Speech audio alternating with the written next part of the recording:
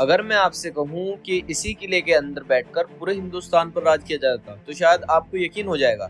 लेकिन अगर मैं आपसे कहूं कि इसी किले के अंदर एक बेटे ने अपने पिता को कैद कर लिया था, तो चलिए जानते हैं आखिर वो पिता कौन था और बेटा कौन था।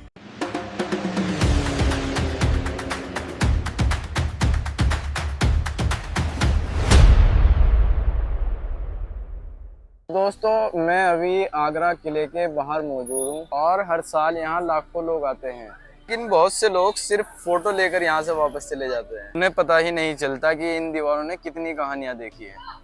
और ये है अमर सिंह गेट। आज यहीं से प्रवेश द्वार इस्तेमाल किया जाता है। कल्पना कीजिए, सदियों पहले हाथी, घोड़े, सैनिक यहीं से प्रवेश किया करते थे। लेकिन असली हैरान करने वाली बात अभी बाकी है। आगरा किला लगभग 94 एकड़ में फैला हुआ है और ये सिर्फ एक किला नहीं बल्कि अपने आप में पूरा एक शहर हुआ करता था। यहाँ सैनिक रहते थे, मंत्री और शाही परिवार भी रहा करता था यहाँ पर। यहीं से मुगल अपना पूरा शासन चलाया करते थे। 1565 के आसपास सम्राट अकबर ने इस किले का निर्माण कराया था। यहाँ एक पुराना किला हुआ करता था जिसे अकबर ने पूरी तरह बदल दिया था। राजस्थान से लाए गए लाल बलुआ पत्थर से ये खूबसूरत किला बनाया गया था। यही वजह है कि इसकी पहचान आज भी इसकी लाल दीवारें हैं। सवाल ये है कि जो किला अकबर ने बनाया उसे और भी खूबसूरत किसने बनाया? अकबर को मजबूती पसंद थी, शाहजहां को खूबसूरती बहुत पसंद थी।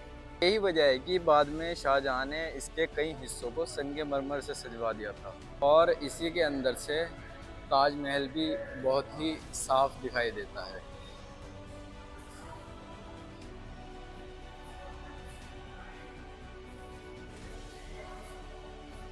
और अगर ध्यान से देखें तो आपको दो अलग अलग युग दिखाई देंगे, एक तरफ शक्ति और दूसरी तरफ खूबसूरती।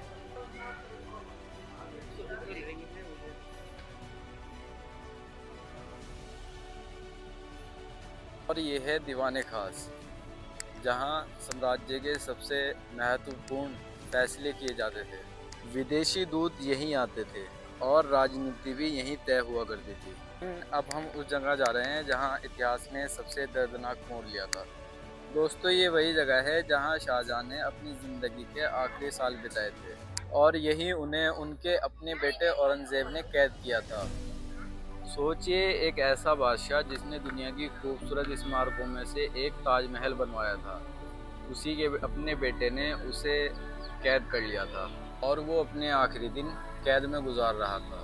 और कहा जाता है कि घंटों इसी जगह खड़े होकर ताजमहल को देखा करता था, उसी ताजमहल को जो उनकी बेगम मुमताज़ की याद में बनवाया गया था।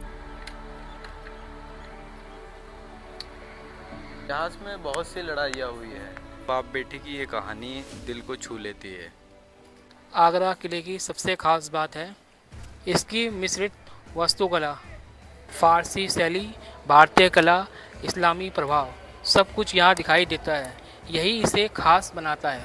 यहीं बादशाह आम लोगों की फरियाद सुनता था। कल्पना कीजिए, हज़ारों लोग और सामने मुग़ल बादशाह। मुग़लों के पतन के बाद मराठा आए, फिर अंग्रेज़ आए, 1857 के विद्रोह का दौर आया, लेकिन यह किला हर युग का गवाह बना रहा। आगरा का किला यूनेस्को वर्ल्ड हेरिटेज साइट है। हर साल दुनिया भर से लाखों लोग यहाँ पर आते हैं, लेकिन अगर आप सिर्फ इसकी दीवारें देखते हैं, आप इसकी आधी ही कहानी देख पाते हैं। ये सिर्फ एक किला नहीं है, ये सत्ता की कहानी है और मोहब्बत की कहानी है और विश्वासघात की कहानी है। उस साम्राज्य की कहानी है जिसने कभी पूरे हिंदुस्तान पर राज किया। अगर आपको ऐसी अनसुनी ऐतिहासिक कहानियाँ पसंद है तो सफ़रनामा स्टूडियो को जल्द से जल्द सब्सक्राइब करें। करते हैं इस व्लॉग को यहीं पर समाप्त। ऐसे ही डेली व्लॉग देखने के लिए हमारे चैनल को सब्सक्राइब करें। धन्यवाद।